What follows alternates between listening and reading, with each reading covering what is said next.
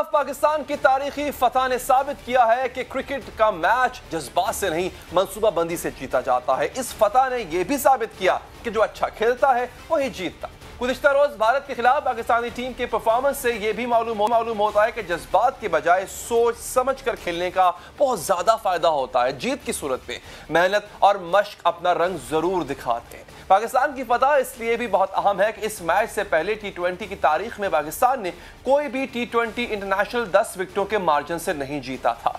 भारत के मुकाबले पर पाकिस्तान की फतह खुशगवार तो थी, बावकार भी बन गई, क्योंकि पाकिस्तान ये मैच लड़ते भिड़ते गिरते पड़ते नहीं जीता, बल्कि इस तरह से जीता कि मैच का एक लम्हा टीम पाकिस्तान की गिरफ्त में नजर आया और यह भी नजर आया कि इस मैच के लिए न सिर्फ बाकायदा हिकमत अमली बनाई गई थी बल्कि खूब मश्क भी की गई थी। किसी भी मैच की इब्तिदा में ही विकेटें हासिल कर ली जाएं तो मुखालिफ टीम दबाव में आ जाती है।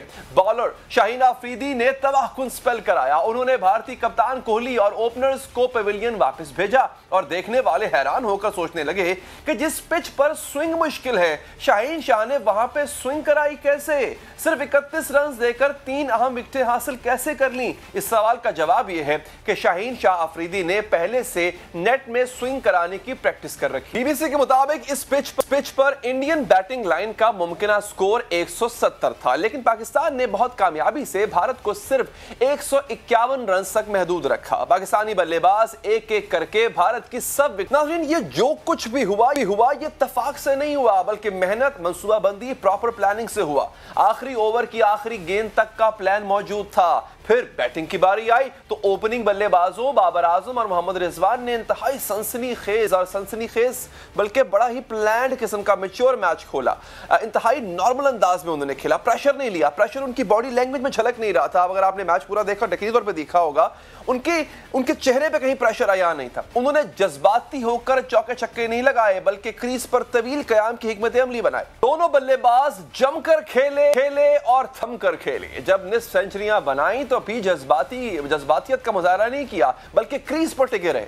बैटिंग लाइन में इस कामयाबी के लिए भी हिकमत अमली थी नाज़रीन, और खूब मेहनत की गई थी। वो मेहनत कितनी थी इसका अंदाजा आईसीसी की जानिब से जारी एक वीडियो से होता है।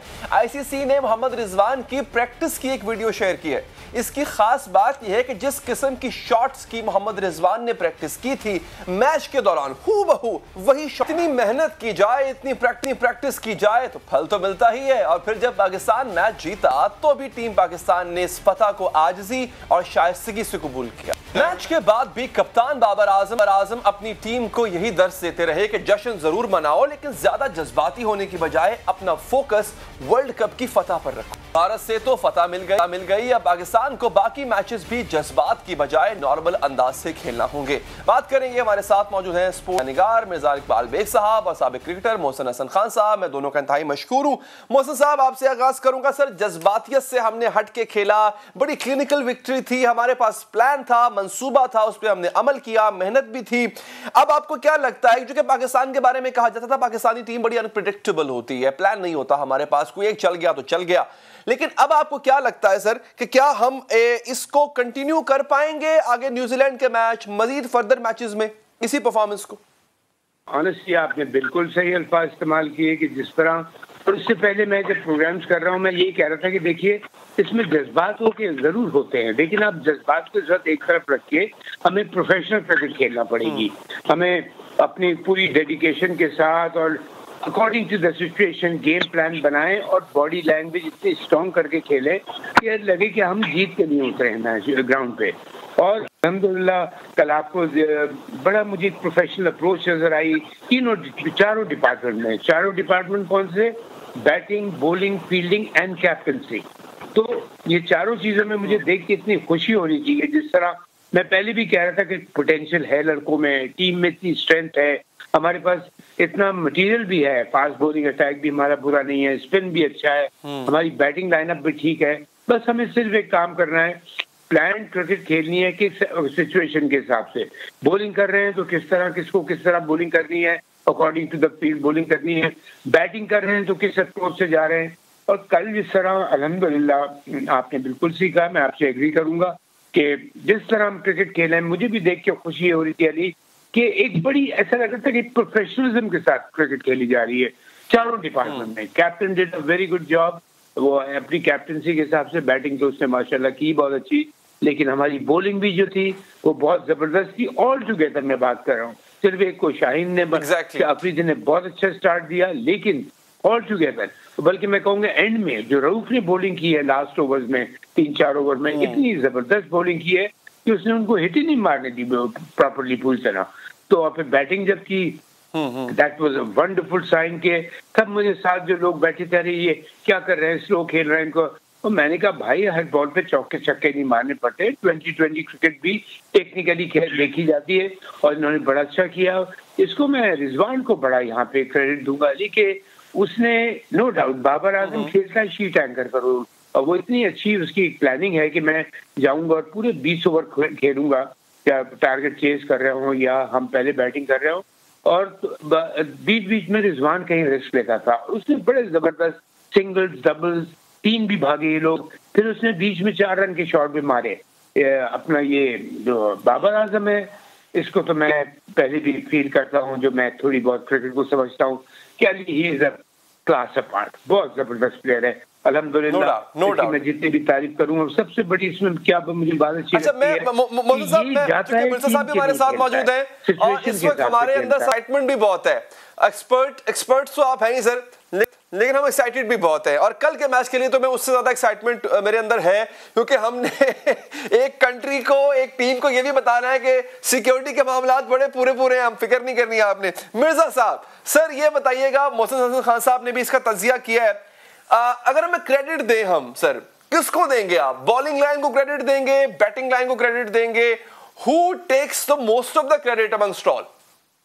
देखिए पूरी टीम क्रेडिट लेती है अली, क्योंकि जिस तरह से कल शुरू हुआ कि टॉस पाकिस्तान जीता, टॉस ने एक तो बड़ा वाइटल रोल प्ले किया, क्योंकि जो भी टीम टॉस जीतती वो मुखालिफ टीम को पहले बैटिंग करने की दावत देती, क्योंकि दुबई इंटरनेशनल क्रिकेट स्टेडियम में इस महीने में ओस गिरना शुरू हो जाती है।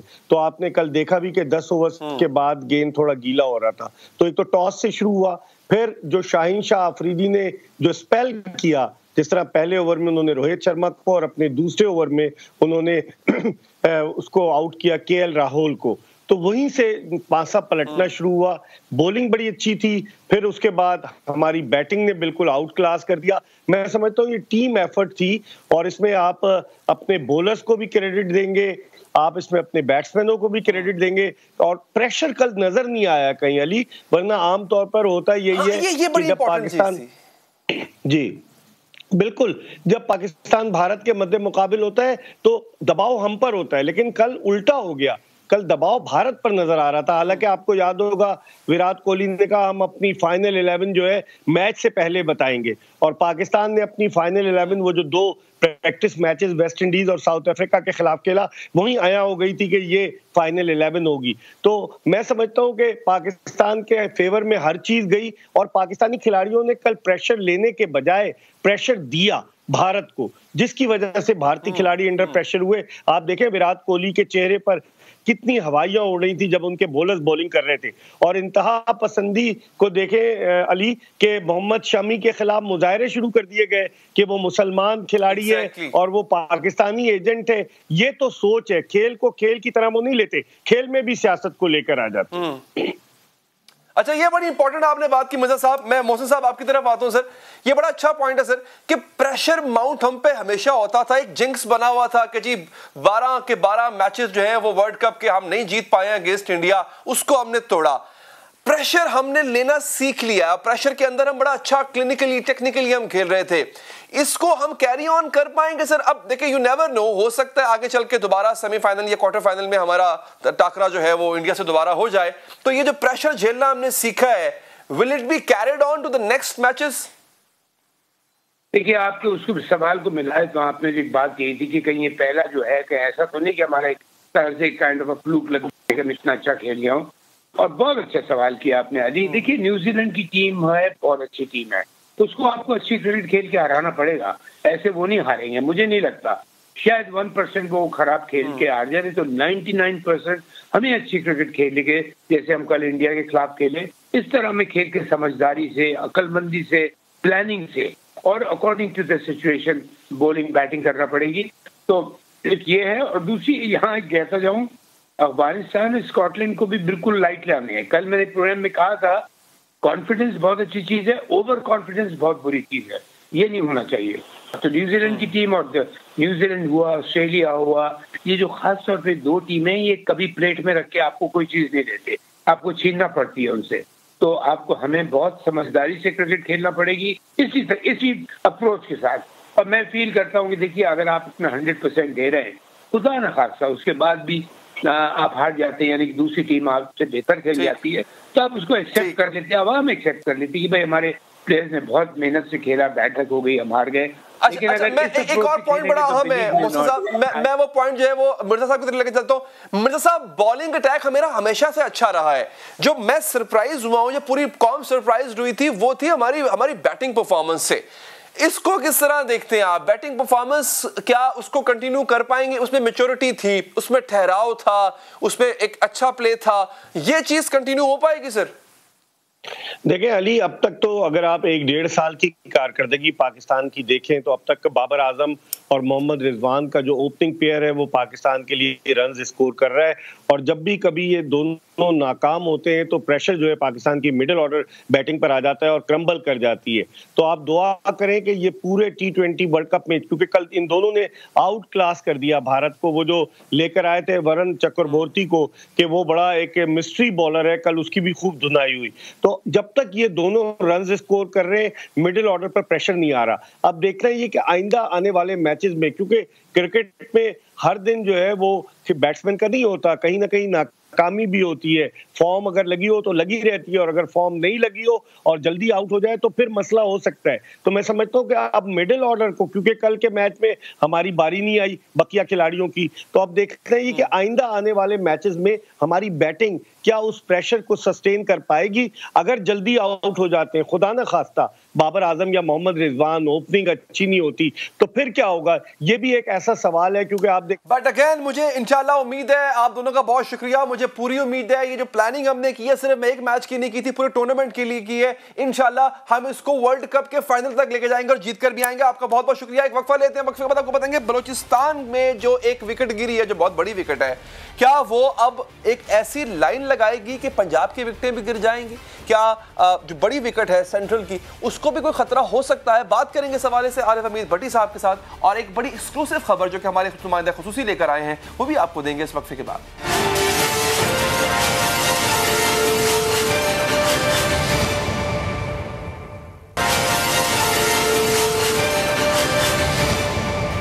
बलूचिस्तान हुकूमत का खात्मा, पीपल्स पार्टी की नून लीग को पंजाब और वफाक में तब्दीली की पेशकश और नून लीग की जानिब से खुफिया मुलाकातें। पाकिस्तानी सियासत एक बार फिर पुरस्रार अंदाज में डरामाई रुख इख्तियार कर रही है। जाम कमाल मुसलसल कोशिशों और दावों के बावजूद कोई भी कमाल दिखाने में नाकाम रहे। यूं बलूचिस्तान में नई सफबंदी की तैयारी शुरू की जा चुकी है। वजीर आला बलूचिस्तान जाम कमाल की जानिब से इस्तीफे के बाद स्पीकर सूबाई असम्बली मीर अब्दुल कुद्दूस बंजिंजो भी मुस्ताफी हो गए हैं। अब मुमकिन वजीर आला के तौर पर मीर अब्दुल कुद्दूस बंजिंजो का नाम सामने आ रहा है। जाम कमाल अपने खिलाफ अपनी ही पार्टी की जानिब से होने वाली साजिश का मास्टरमाइंड अब्दुल कुद्दूस बंजिंजो को समझते। सवाल यह है कि बलूचिस्तान के मंजरनामे पर आने वाली तब्दीली के असरात मुल्क की सियासत पर भी दिखाई देने जा रहे हैं। पीपल्स पार्टी की जानिब से पंजाब में अदम एतमाद की तहरीक लाने के हवाले से मुतालबात में शिद्दत आ रही है। पीपल्स पार्टी समझती है पंजाब में तब्दीली लाकर वफाक में तब्दीली का तबले जंग बजाया जा सकता है। कमर ज़मान कायरा की नून लीग को ऑफर के बाद शाजिया मरी की जानिब से दोबारा पंजाब में तब्दीली का बिगल बजाने का मुतालबा दोहराया गया है। शाजिया मरी के मुताबिक इमरान खान से निजात के लिए तहरीक अदम एतमाद पेश की जानी चाहिए और अपोजिशन लीडर शहबाज शरीफ को फौरी तौर पर इमरान खान के खिलाफ तहरीक अदम एतमाद लानी चाहिए।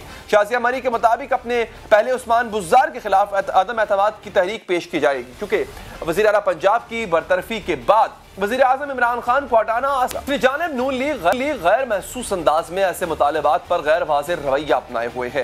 राना सनाउल्लाह पीपल्स पार्टी से बज़ाहिर इत्तफाक करते तो दिखाई देते हैं, मगर इत्तफाक की बात यह है कि यह बात महज इत्तफाक से आगे नहीं बढ़ पा रही है। दूसरी जानिब PDM समझती है कि पीपल्स पार्टी महज अपने ऊपर उठाने वाले सवालात का रुख मोड़ने के लिए ऐसे मुतालबात करे।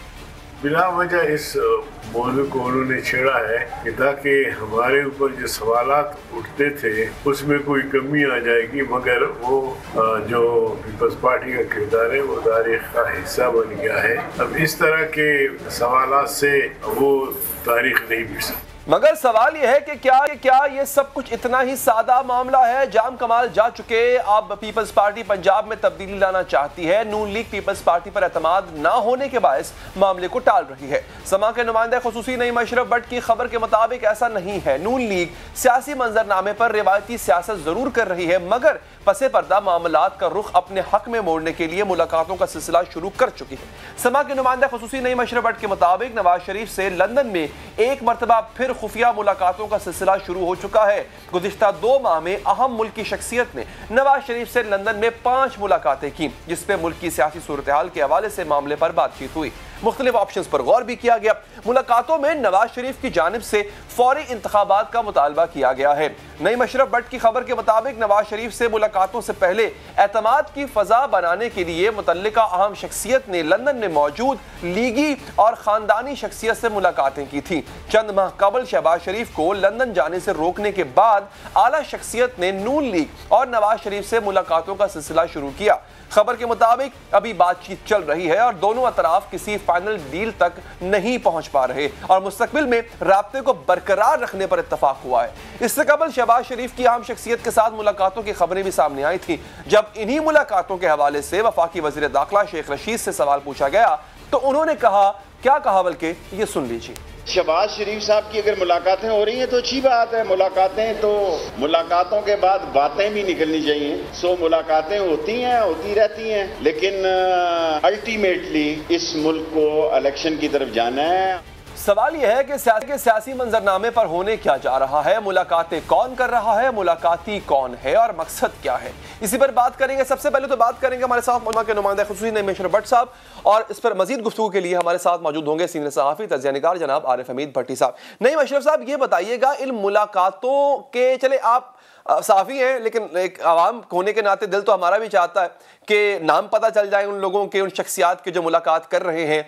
तो अगर आपके लिए आसानी हो तो बता दीजिएगा, मुलाकात करने वाला मुलाकाती कौन था और उससे बढ़ के मुकदमा क्या पेश किया गया, प्रपोजल क्या था, पेशकश क्या थी इसमें? नाम तो रहने दें, ज़ाहिर सहाफ़त हमने जारी रखनी है। हम आपको मैं ज़रूर बता देता हूँ कि क्या रहा है।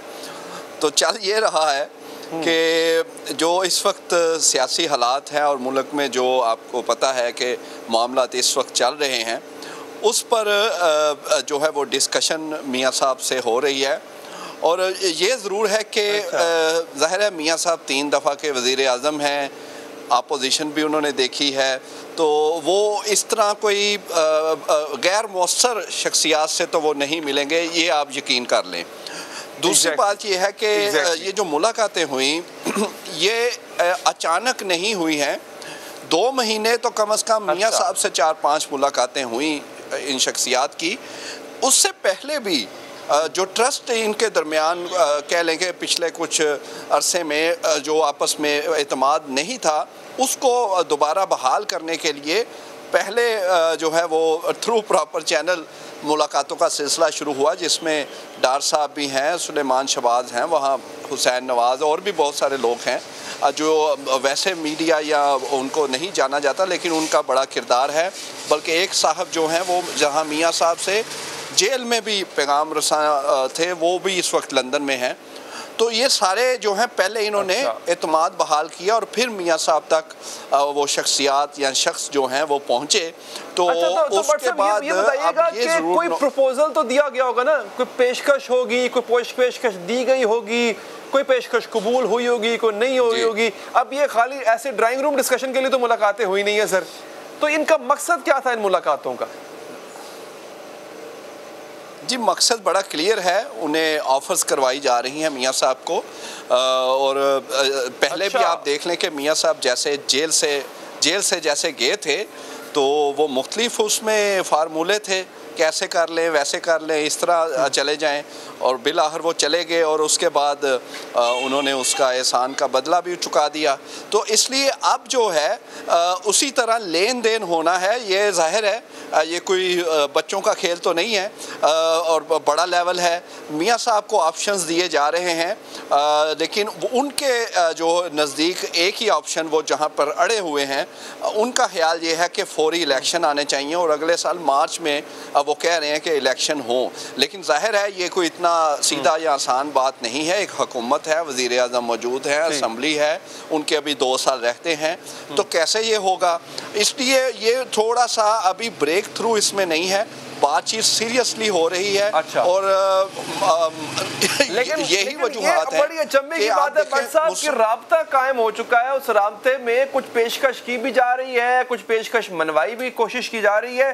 बहुत बहुत शुक्रिया भट्ट साहब, आपने हमें इस तमाम तर सूरत हाल से आगाह किया। बात करेंगे आरिफ हमीद भट्टी साहब से जो कि सीनियर तजज़िया सहाफ़ी हैं। बहुत शुक्रिया सर आपका। भट्टी साहब, ये तो मामला कहीं चल पड़े, मियाँ साहब जो है वो मीटिंग्स कर रहे हैं और जैसे कि हमारे बता रहे थे भट्ट साहब कि ऑफर्स करवाई भी जा रही हैं, ये तो एक और सिलसिला चल पड़ा है। लेकिन मैं आपसे ये पूछना चाहूंगा सर कि ये जाम कमाल जा चुके, अब इधर से हम देख रहे हैं कि ऑपोजिशन भी एक्टिव हो चुकी, जाम कमाल का चले जाना, ऑपोजिशन का एक्टिव हो जाना, मियां साहब से मुलाकातें कर लेना, कि इमरान खान साहब और इस्लामाबाद और पीएम हाउस ये के खतरे में तो नहीं पड़ गया?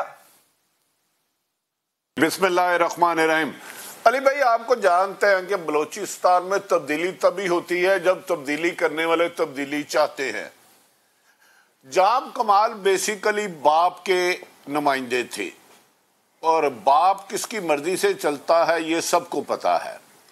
तो एक 1.5-2 माह से जाम कमाल के ना सिर्फ अपोजिशन बल्कि खुद उनके साथी छोड़ गए और आज जाम कमाल ने 2 दफा पहले भी इस्तीफा दिया जिससे वो मुनर्रफ हो गए, चेयरमैन सेनेट के कहने पे भी दिया और आज बिला आखिर कल वो मान गए क्योंकि वो इबरतनाक शिकस्त से बचना चाहते थे। और उसके बाद उन्होंने एक लफ्ज कहा कि इमरान खान अपने गिरद साथियों पर भी नजर रखे, उन्होंने भी मुझे धोखा दिया है। मेरी इतला के मुताबिक बलोचिस्तान में तब्दीली के असरात आपको पंजाब और वफाक में 100% नजर आ सकते हैं, लेकिन उसका फैसला होगा कल जब इमरान खान आते हैं। एक एक्सटेंशन की इशू पड़ा हुआ जिसे 19 रोज हो गए हैं। अगर वो फैसला नहीं करते तो परवेज इलाही बहुत अहम हो चुके हैं। नवाज शरीफ से तो मेरी इतला के मुताबिक किसी का राब्ता नहीं, नवाज शरीफ और मरियम पर क्रास है। शहबाज शरीफ पिछले 2-3 दफा मिले, फिर जब 2-3 रोज कबर फैसलाबाद में एस्टेब्लिशमेंट के खिलाफ नारेबाजी लगाए गए तो उन लोगों ने शहबाज शरीफ को कहा, एक तरफ तो आके आप कहते हैं हमें एक चांस दें, एक मौका दें, मैं अपने भाई का जिम्मेदार हूँ। दूसरी तरफ बता रहा हूं कि फिर उन्होंने आज उसकी तरदीद की, उन्होंने कहा हम एस्टेब्लिशमेंट के खिलाफ नारे जो लगाया उसका नून लीग से वास्ता ही कोई नहीं। अगर इमरान खान साहब अपनी जिद पे अड़े रहते हैं, एक तरफ महंगाई का तूफान, दूसरी तरफ MQM ने भी आपको पता है दो उनके लीडरों ने कह दिया, खालिद मकबूल सिद्दीकी और ख्वाजा इजहार ने, कि हम हुकूमत को किसी भी वक्त छोड़ सकते हैं। तो पंजाब में हुकूमत तो वैसे ही उनकी एक नोक पर है। अगर परवेज इलाही साहब एक इशारा कर दे, 10 लोग PTI के परवेज इलाही के साथ है, पीपल्स पार्टी ऑलरेडी साइड है और जहांगीर तरीन भी सख्त खफा है इमरान खान से, गो के वो अगला स्टेप नहीं लेना चाह रहे, लेकिन जहांगीर तरीन को गिरफ्तार कराने के लिए इमरान खान के चंद साथी हैं। तो मेरा ख्याल है वफाक और पंजाब दोनों ही अच्छा भट्ट साहब, ठीक है, मान लिया साहब डिसाइसिव रोल इख्तियार कर सकते हैं, MQM भी कर सकती है, लेकिन पंजाब की बात की जाए, पंजाब में तब्दीली नून लीग के बगैर मुमकिन नहीं है। क्या नून लीग तब्दीली लाएगी? और क्या पंजाब में अब बलूचिस्तान के बाद आप देख रहे हैं कि पंजाब अगला हदफ है और वहां तब्दीली बस आने को है? देखिए, नून लीग में 2 धड़े हैं, इसको कोई तस्लीम करता नहीं करता उसकी मर्जी। एक है मोहतरम शहबाज शरीफ साहब और हमजा शहबाज, दोनों अपोजिशन लीडर, एक वफाक में एक पंजाब में। मरियम नवाज नाहल है, वो इलेक्शन लड़ ही नहीं सकती। नवाज शरीफ नाहल है, मुल्क से इश्तिहारियां लड़ नहीं सकते। तो शहबाज शरीफ ही राब्ते में है। तो मरियम नवाज हर सूरत में चाहती है, जब भी कोई शहबाज शरीफ मुफाहमत की बयान करते हैं तो मरियम नवाज अदारों पर चढ़ाई कर देती है। पिछले दिनों आपने देखा होगा कि इस्लामाबाद हाई कोर्ट के बाहर जनरल फैज के खिलाफ बहुत बोली, तो अगले दिन हमजा शहबाज ने उन्हें काउंटर किया। अच्छा, लेकिन सर बात यह है कि हम जब नून लीग के बड़े साहब बयानात देखते हैं ना, हमें लगता नहीं है कि वो सीरियस है। मतलब कभी कहा जाता है कि हम तो इनको 5 साल देना चाहते हैं, अगर ये दीवार गिर रही होगी तो हम इनको सहारा देंगे, मरियम साहबा का बयान है। तो ये बताइएगा कि नून लीग की तरजीह क्या है? मजीद टाइम देना इनको या कबल अज़ वक्त इलेक्शन करवाना या पंजाब में तब्दीली लेके आना? क्या वो सीरियस है भी इस मामले में? नून लीग की ये ख्वाहिश है कि अगले इलेक्शन पूरे हों 2 साल के लिए, हमें या पौने 2 साल के लिए नहीं आने चाहिए, ये नए इलेक्शन कराए जाए। और इलेक्शन कराने के लिए इन्होंने शर्त रखी है मार्च और अप्रैल तक आप करवा दें। लेकिन अब इसका डिपेंड करता है कि इमरान खान साहब वापस आकर अपनी उसी जिद पर रहते हैं, क्योंकि इमरान खान के अपने साथी बहुत बड़ी तादाद में छोड़ सकते हैं जैसे ही उनको इशारा हुआ। इस लाइक मैं परवेज खुसरो बता देता हूं, जो गालबन परवेज नामी है, जो जनूबी पंजाब से हैं, उनकी भी अहम तरीन हल्के जो उनको नून पीटीआई में लाए थे उनसे मुलाकात हो गई है। खुसरो बख्तियार परवेज लाई भी शिकवा कर चुके हैं कि इन्होंने हमारे साथ जो एग्रीमेंट किया पूरा नहीं किया। एमक्यूएम तो ऐलान कर चुकी है हम अलग हो जाएंगे। आप मुझे बता दें, एमक्यूएम अलग हो जाती है, परवेज लाई सब अलग हो जाते हैं, बाप और जीडी अलग हो जाती है, हुकूमत तो ऑटोमेटिकली खत्म हो गई। पंजाब क्या, वो तो वफाक में गई। अब फिर फड्डा होगा कि पूरे इलेक्शन कराए जाए या अदम एतमाद के जरिए इन हाउस चेंज की जाए। तो अपोजिशन की ख्वाहिश ये है कि इलेक्शन पूरे कराए जाए, अदम एतमाद ना आए, कोई ऐसा सिस्टम बने कि नए इलेक्शन की तरफ जाया जाए। अच्छा सर, ये बताइएगा ये सब एक्टिव क्यों नहीं हो रहे हैं? मतलब ठीक है, आपने जिस तरह कहा कि सब कुछ हो सकता है, तो ये सब कुछ कर क्यों नहीं रहे हैं? मतलब अभी तक सिर्फ हम देख रहे हैं जलसे हो रहे हैं, जुलूस हो रहे हैं, बयानबाजी हो रही है, तो फिर ये एक्टिव हो क्यों नहीं रहे? नहीं, देखें अली एक्टिव हो चुके हैं। एक्टिव ना होते तो जाम कमाल साहब इस्तीफा ना देते किसी भी कीमत पर, याद रख ले। जाम कमाल आज भी वजीर आला बलूचिस्तान होते। अब इधर सिनेरियो ये है कि ये इलेक्शन पूरा चाहते हैं कि दोबारा नए इलेक्शन हो नए सिरे से, जबकि ताकतवर हल्के चाहते हैं कि इन हाउस चेंजिंग आ जाए, क्योंकि उन्होंने पीपल्स पार्टी को भी 5 साल पूरे करने दिए। नून लीग का भी प्राइम मिनिस्टर चेंज हुए, लेकिन 5 साल उस हुकूमत ने पूरे किए। मार्शाल्लाह नहीं आएगा। अब इमरान खान साहब पर मनसर है कि इमरान खान के साथियों ने उन्हें जाके समझाया है कि खुदा का वास्ता है, जो आज से जिस 3-4 साल पहले जिस स्टेज पे नवाज शरीफ खड़े से अदारों से मजामत पे, अब स्टेज पर आप आ रहे हैं, क्योंकि डिसिप्लिन अदारों में इंटरफेरेंस बर्दाश्त नहीं की जाती। देखिए, आप आईजी 10 चेंज कर दें, ये आपका अख्तियार है। चीफ सेक्रेटरी आपने 8-9 किए, 7-8 आईजी किए, लेकिन अगर दूसरे अदारों में इस तरह रोजाना चेंजिंग लाएंगे या अपनी मर्जी का चाहेंगे, आईनी तौर पर एक रस्मी इख्तियार होता है आर्मी चीफ और प्राइम मिनिस्टर ऑफ पाकिस्तान का डीजी आईएसए के लिए, लेकिन इस तरह का भी ज़ेरे बहस नहीं हुआ। इस वजह से मेरा ख्याल है फासले बढ़ चुके हैं और डिपेंड करता है कि इमरान खान कल आकर क्या फैसला करते हैं। अगर तो वो कर देते हैं समरी पे साइन, तो मेरा ख्याल है इमरान खान को कुछ खासा वक्त मिल जाएगा, वरना एमक्यूएम, काफ लीग, जीडीए और बाप लूप में है जिनके होने चाहिए थी। इसकी हुकूमत गिराना इशू नहीं है मौजूदा पीटीआई की। आगे क्या होना है मेरे ख्याल में वो डिस्कशन हो रही है, जो मेरी राय है वो मैंने आपको, और उसमें शहबाज शरीफ और हमजा मुकम्मल लूप में है। परवेज लाई साहब स्पीकर पंजाब असेंबली मुकम्मल लूप में है। अच्छा बट साहब, फिर ये इनको क्या ऑपोजिशन ने ये फैसला कर लिया किसको कितना केक मिलेगा? मतलब इस केक में से किसको कितना हिस्सा मिलेगा? इमरान खान साहब को घर भेज देते हैं, असेंबलियां टूट जाती हैं, उसके बाद क्या इलेक्शन तो होंगे, लेकिन क्या हिस्सा बराए जुस्सा मिलेगा, क्या होगा, उसकी बांट कैसे की है इन्होंने? देखें, यही मैंने अर्ज किया ना हुकूमत से। देखें, पीपल्स पार्टी और नून लीग और इमरान फजलुर रहमान का एक ही टारगेट है, वो है इमरान खान। इन तीनों का मुश्तरका एक ही मुखालफ है एनिमी इस वक्त सियासत में, जिसको वो समझते हैं, क्योंकि वो उनका ख्याल है कि अगर इमरान खान चले जाता है तो साहब का चैप्टर क्लोज हो जाएगा। कोई भी आए वो इस तरह अपोजिशन को नहीं घसीटेगा। तो मौलाना साहब भी इमरान खान की हुकूमत बनाने में एक पेज पे हैं, पीपल्स पार्टी भी एक पेज पे और नून लीग भी। हाँ, आगे हुकूमत बनाना बहुत सख्त इम्तिहान होगा। 84 सीटें सिर्फ नून लीग के पास है, 54 गालबन पीपल्स पार्टी है, तो 172 इन्हें सीटें चाहिए। इसीलिए एक रास्ता बनाया जा रहा है कि बजाय अदम एतमाद लाने के नए इलेक्शन की तरफ जाया जाए।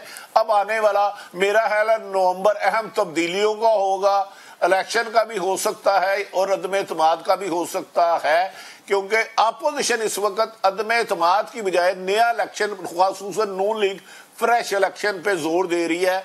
इमरान खान साहब अब दीवार के साथ जान के टकरे मार रहे हैं, अल्लाह बेहतर जानता है। वो आके हो सकता है एमिकेबली वो समरी पे साइन कर दे और उन्हें मामला कुछ टाइम फ्रेम मिल जाए। बड़ी साहब बहुत बहुत शुक्रिया आपका। नाज़रीन, सबसे अहम पत्ता इस वक्त एमक्यूएम के हाथ में है। क्या वो पत्ता इस्तेमाल करते हुए हुकूमत को खतरा लाक हो सकता है? क्या एमक्यूएम हुकूमत छोड़ने लगी है? बात करेंगे वसीम अख्तर साहब से इस वक्फे के बाद।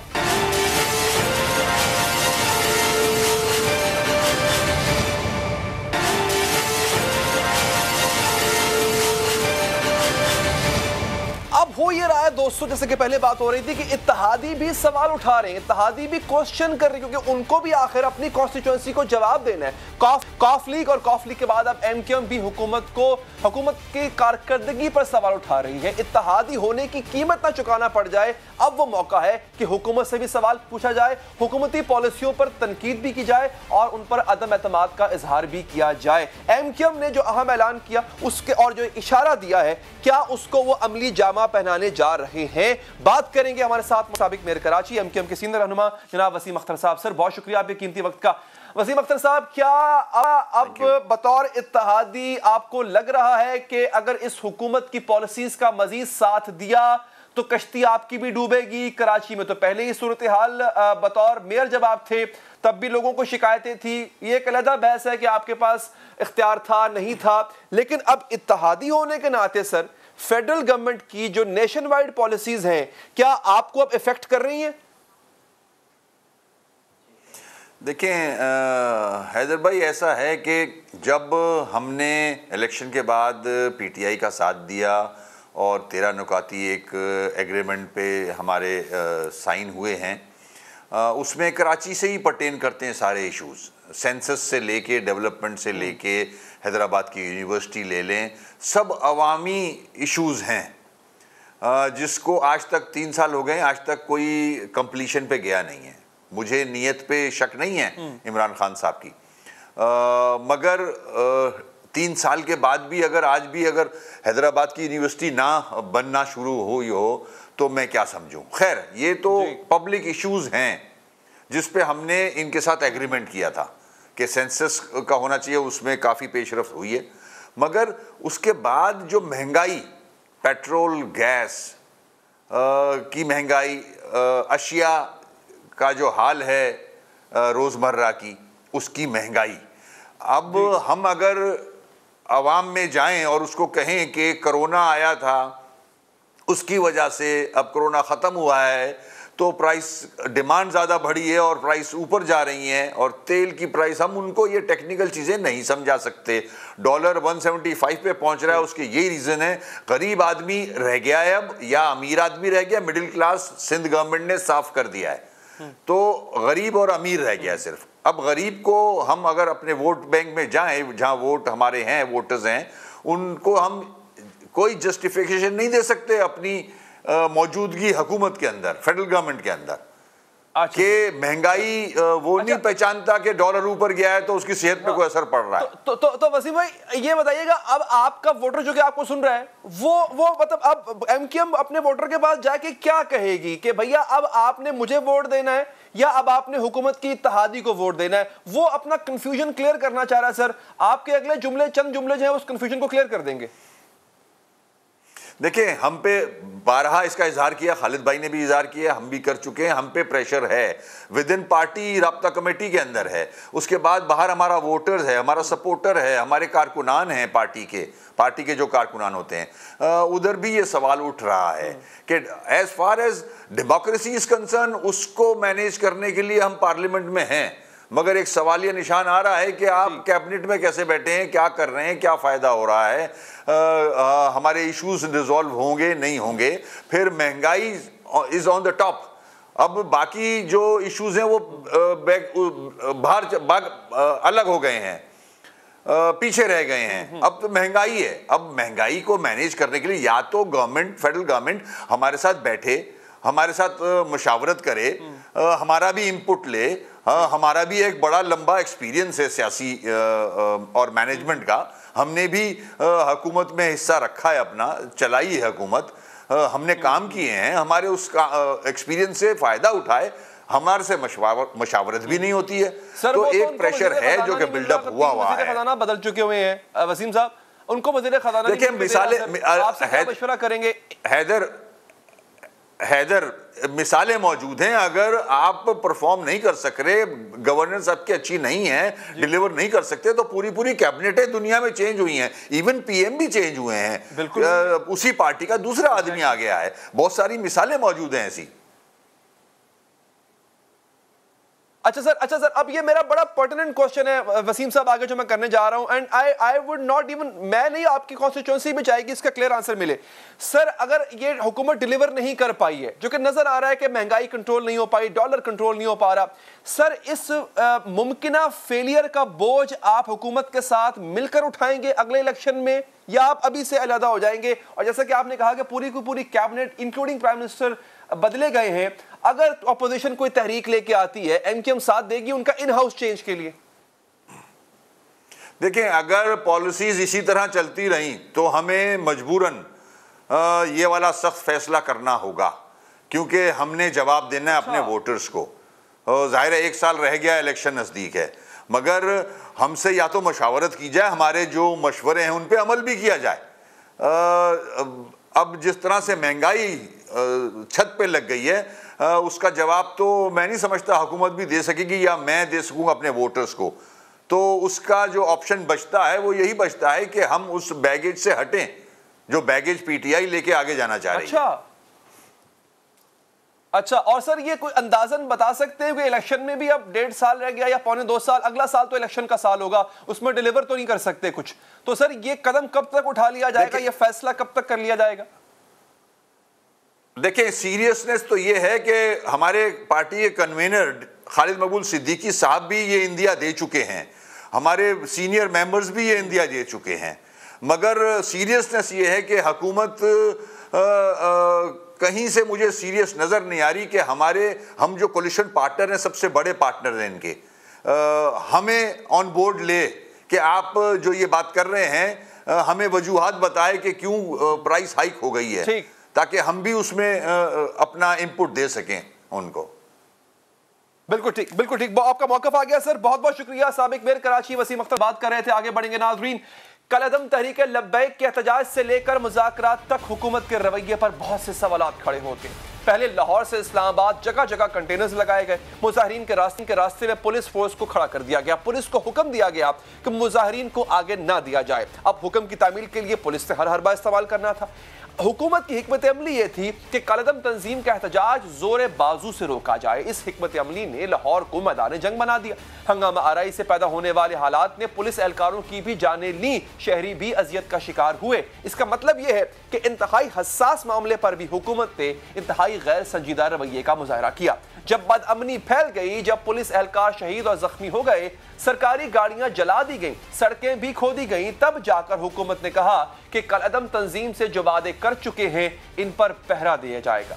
ये मेरी ख्वाहिश है कि टीएलपी से हमारे मामलात जो हमने तय किए हैं उसी तरह तय हो जाएं। जो हमारी कमिटमेंट है उस पर हम पहरा देंगे। अगर किसी जगह खराबी पैदा हो सकती है तो हो जाती है, तो फिर मैं क्या कर सकता हूँ। अब हुकूमत कलअदम तहरीक लब्बैक से मामला तय कर रही है, मुज़ाकरात कर रही है। कलअदम तंजीम की बातें मान ली गई तो लॉन्ग मार्च इस्लामाबाद का रुख नहीं करेगा। बदले में हुकूमत तहरीक पर लगी पाबंदियां नरम करेगी। कलअदम तंजीम से मुआहदे के बाद मुकदमात खत्म किए जा रहे हैं। कानून से टकराने वाले और बदअमनी फैलाने वाले जो अनासर हैं वो छोड़े जा रहे हैं। तंजीम के मदारिस को अकाउंट्स बहाल कर दिए जाएंगे। ये तमाम काम मंगल या बुध तक कर लिए जाएंगे, जिसकी बाद कलअदम तंजीम के कारकुनान अपना मुजाहरा खत्म कर देंगे और घरों को वापस लौट आएंगे। तंजीम ने जो रास्ते बंद कर रखे थे खैर सगाली के तौर पर, वो खोल दिए जाएंगे। इन्हें खुला रखना है या फिर इससे बंद करना है, यह फैसला कलअदम तंजीम हुकूमती इकदामात के बाद करेगी। कलअदम तहरीक लब्बैक के जिन लोगों के नाम 4th शेड्यूल में शामिल हैं, इन पर भी नजरसानी की जाएगी। यह भी हो सकता है कि तंजीम को कलअदम करार दिए जाने का हुक्म भी वापस ले लिया जाए। टीएलपी के मुज़ाकरात में 4th शेड्यूल शामिल है, लोगों की रहाई शामिल है, उनका कालअदम होना शामिल है। सब पे हम नहीं चाहते कि देखें, ज़हनी तौर पर हमें ये तस्लीम करना चाहिए कि वो पंजाब की एक तीसरी बड़ी पार्टी है, उसने अपनी सियासत सोच करनी है, लेकिन हम लड़ाई झगड़ा नहीं चाहते। रोज रोज का हम ये लड़ाई झगड़ा खत्म कर दें। कल अदम तहरीक के दो मुतालबे थे। फ्रांसीसी सफीर को मुल्क बदर करने के मुआहदे पर अमल किया जाए और कल अदम तंजीम के सरबराह साद रिजवी को रिहा किया जाए। इन मुतालबात को मनवाने के लिए कल अदम तहरीक ने जुम्मे के रोज से लॉन्ग मार्च शुरू किया। हुकूमत ने लॉन्ग मार्च रोकने के लिए इकदाम किए, गिरफ्तारियां की, नाके लगाए, खंदकें भी खोद डाली। मुजाहिरीन को रोकने के लिए पुलिस ने आंसू गैस की शेलिंग की। मुजाहिरीन ने जवाब में पथराव किया। मुजाहिरीन के मुकाबले पर पुलिस के मुसल्लह एहलकार बेबस नजर आए। जो पुलिस एहलकार मुजाहिरीन के काबू आया, इस पर बदतरीन तशद्दुद किया गया। पुलिस के मुताबिक कल अदम तंजीम के मुजाहिरीन की जानिब से पेट्रोल बॉम्ब भी फेंके गए। तशद्दुद और हंगामा आराई का शिकार होकर 2 पुलिस एहलकार शहीद हुए। डीपीओ शेखुपुरा समेत 200 पुलिस एहलकार जख्मी हुए। कई गाड़ियां भी तबाह कर दी गईं। पुलिस की शेलिंग और लाठी चार्ज से कल अदम जमात के भी कई कारकुन जख्मी हुए। जमात की जानिब से अपने कारकुनों की जानों के ज़या का भी दावा किया जा रहा है। सूरत हाल काबू से बाहर होती देखकर हुकूमत ने कल अदम तंजीम से मुज़ाकरात के लिए कमेटियां बनाई। कल अदम तंजीम के मुताबिक हुकूमत ने यकीन दहानी कराई कि जेल में तंजीम के सरबराह साद रिजवी से मुज़ाकरात किए जाएंगे। इसके बाद कल अदम तंजीम ने इस्लामाबाद की जानिब पेशकदमी रोकी। साद रिजवी को मैंने बहुत कोऑपरेटिव पाया कंपैरेटिवली के दूसरे अहबाब के। मैं बात को निबेड़ना चाहता हूं और समेटना चाहता हूं। हर 6 महीने के बाद एक नई बात हो जाए और नई लोगों को तकलीफें हो जाए। हुकूमत ने इस साल अप्रैल में तहरीक लब्बैक को कल अदम करार दिया था। वजारत दाखिला से जो नोटिफिकेशन जारी किया गया था, इसमें दर्ज था कि हुकूमत के पास ये मानने के लिए मुनासिब वजह मौजूद है कि तहरीक लब्बैक दहशत गर्दी में मुलव्विस है। उन्होंने ऐसे काम अंजाम दिए हैं जिससे मुल्क के अमन और सिक्योरिटी को खतरात लाहक हुए। लेकिन अब वजीर दाखिला ये कहते नजर आए कि तहरीक लब्बैक कल अदम जरूर है, लेकिन इस पर पाबंदी। हमने उनको बैन नहीं किया हुआ और इलेक्शन वो लड़ रहे हैं हर जगह, अपने निशान पे लड़ रहे हैं। तो ना हमने इधर किया हुआ है ना उधर किया हुआ है। इलेक्शन वो लड़ सकते हैं इंतखाबी निशान पे। हम सुप्रीम कोर्ट में नहीं गए। सो हमें बेहतरी की फजा की तरफ जाना चाहिए। लास्ट कल अदम हमने किया हुआ है, इसलिए लिखा जाता है। प्रोग्राम का वक्त यहाँ पर खत्म हुआ चाहता है। मुझे दीजिए इजाजत। अल्लाह ने के बाद।